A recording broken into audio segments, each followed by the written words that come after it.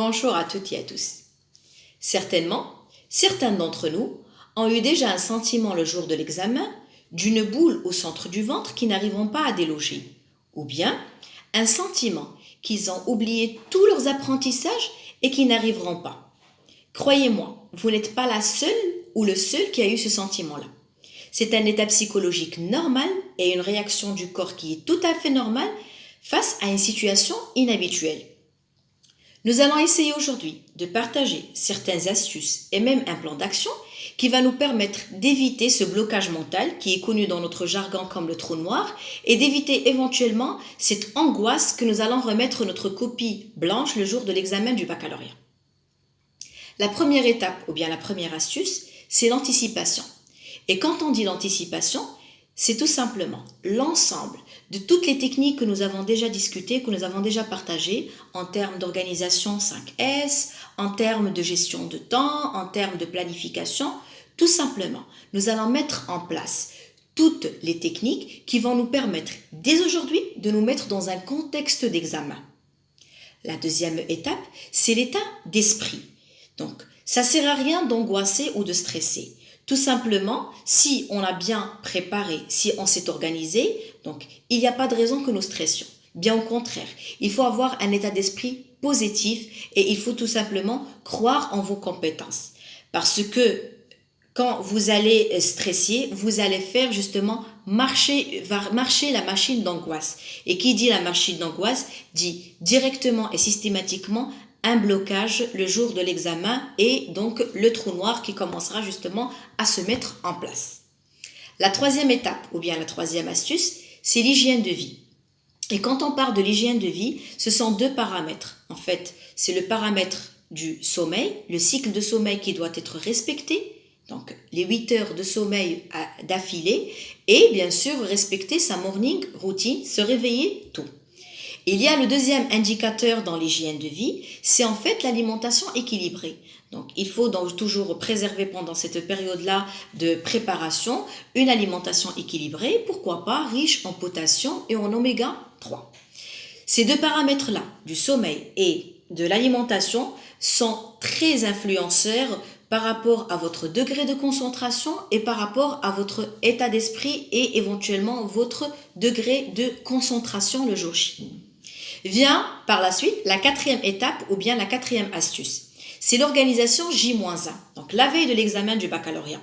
Je vous invite, chers futurs bacheliers, de préparer tous les outils dont vous aurez besoin la veille. Donc de mettre tout dont vous aurez besoin dans votre sac à dos, que ce soit les stylos, blanco, calculatrice, plan comptable pour les filières économiques, éventuellement les affaires de géométrie, sa convocation, sa carte nationale. Bref, toutes les affaires dont vous aurez besoin et prévoir aussi une bouteille d'eau. Éventuellement, évitez donc de faire des révisions tardivement le soir de la veille de l'examen. Donc, ce que je pourrais vous proposer, c'est de rester sur les techniques que nous avons déjà vues précédemment, les flashcards ou bien donc les mind maps qui vont certainement vous permettre de réviser et bien sûr de rafraîchir votre mémoire visuelle. La cinquième étape, c'est le grand jour, c'est le jour de l'examen. Donc, nous avons parlé d'anticipation, nous avons parlé de l'hygiène de vie, nous avons parlé justement d'un état d'esprit. Alors, justement, le jour de l'examen, Inch'Allah bi'idnillah, il faut garder cet état d'esprit positif et se dire « je suis prêt ». À vous-même, il faut se dire cette phrase-là. Prendre un bon petit déjeuner et par la suite, une fois, Inch'Allah bi'idnillah, vous êtes dans la salle d'examen, déconnectez-vous de votre entourage. Concentrez-vous uniquement sur votre feuille. D'accord ?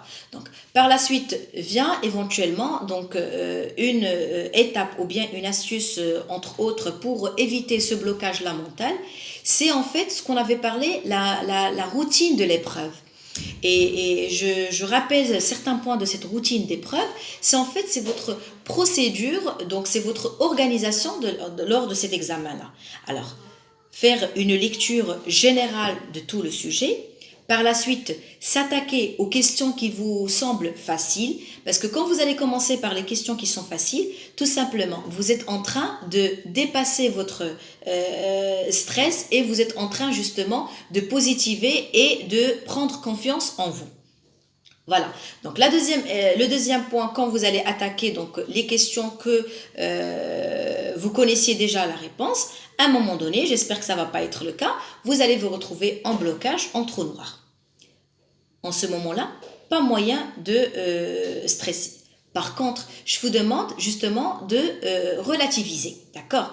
Relativiser et par la suite de fermer les yeux 2 à 4 secondes et en fermant les yeux de maîtriser votre respiration. La maîtriser en inspirant par le nez et en expirant par la bouche. Comme ça, vous allez dégager donc cette angoisse ou bien cette peur-là. Donc, quand vous allez donc maîtriser votre respiration, vous allez faire appel à votre mémoire visuelle, faire appel à vos flashcards et faire appel justement aux photos, aux idées que vous avez déjà photographiées, que vous avez déjà laissées dans votre cerveau. Voilà, donc le trou noir, il a été dépassé.